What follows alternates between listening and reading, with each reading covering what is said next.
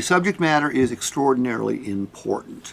We're going to talk about prospecting, we're going to talk about follow-up, we're going to talk about how to use the phone more effectively to set appointments, how to use text, how to use video, how to use emails to set more appointments. How important is setting appointments these days? Oh, yeah. You know, the phone was important when I started before all of you were born.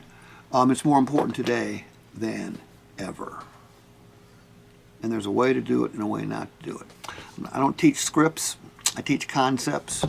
In fact, somebody asked me the other day, I was in West Virginia, and they said, well, what's your telephone training philosophy? I said, it's very, very simple. Be polite, answer the customer's questions, and persistently pursue an appointment. He goes, do you have scripts for that? I said, there is no script for that, okay? If you're a jerk, I don't think you are, but if you were, I couldn't fix you, okay? You bring traits to this business, and then it's up to Walt and Carrie and guys like myself to help you develop sales skills. Okay. All right. Walt and Carrie, I need you guys to chime in on this, okay? When I'm talking and asking questions and making points. If you, by the way, you don't know enough to call bullshit on anything I'm saying. The other four know that they can call bullshit on anything I say. If I come across with some ideological thing that would never work in the real world, I want you to call me on it. Because what I do is I try to bring nothing but realism to these little sessions. Why are so few salespeople successful at prospecting, follow-up, and creating a revenue-producing clientele? Because most don't do that. Ideas.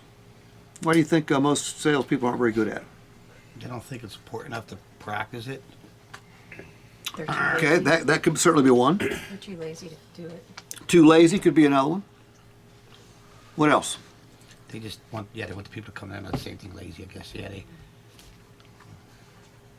Okay, the primary reason. There's a couple real reasons here. Number one, and this doesn't apply to anybody in this room, save for Kyle, is they don't think they're going to be doing the business. They don't think they're going to be a car salesman for very long. They're using it as a bridge to something else. I find this more so in bigger cities. Like in cities like Somerset, cities like Blairsville, cities like Union City, or Uniontown, cities like Burlington, North Carolina, Graham, North Carolina, Lafayette, Louisiana. I find a much higher caliber salesperson in smaller towns than I do the big towns. And a much higher caliber individual. The only exception to that is Detroit. In Detroit, being a car salesperson is cool. Okay, people grow up wanting to be car salespeople. Did you grow up wanting to be a car salesperson? No. Kyle, you did. No? A little bit. A little bit? Did you grow up wanting to be a finance manager? No, you went to radiology school or something. Did you grow up wanting to be a car salesman? No. No, I didn't know. Nobody, very few people do. But in Detroit, almost everybody is college educated.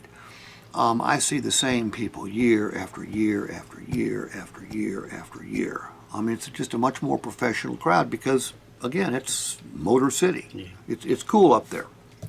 So, Kyle, you don't know how long you're going to be in the business, but I want you to pretend like you're going to be in this business for the rest of your life. Okay? If it turns out it's not for you, that's fine. It doesn't make you a bad human being. It just means it turns out not to be for you. You guys have already pretty much come to that conclusion. Okay?